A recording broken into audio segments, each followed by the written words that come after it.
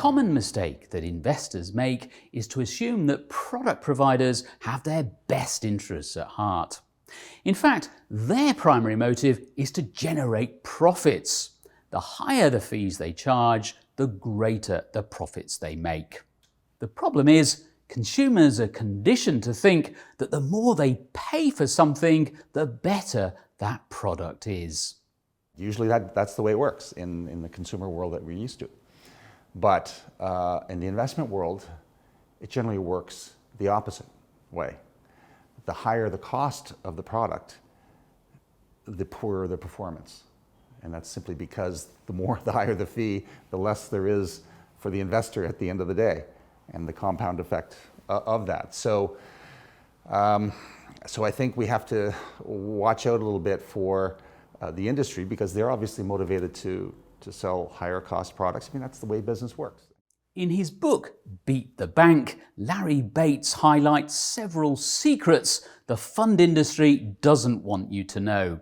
The biggest secret of all, he says, is that fund managers are nowhere near as good at beating the market as they would like you to think.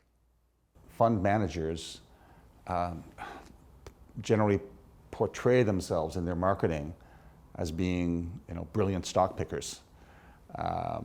They portray themselves as having the ability to pick the stocks that are going to outperform and avoid the stocks that are going to underperform. But the statistics show that overall, fund managers aren't able to do that. In fact, they generally underperform market indexes. So, if the industry isn't your friend, who can you trust? Well, Larry recommends seeking out an independent, evidence-based financial planner. Do-it-yourself investing has become a lot easier over the last decade or two, and that's fantastic. And that's, I think, suits many investors. But a lot of investors, even those that have a good understanding of investments, they want ongoing advice, and ongoing advice can be of great value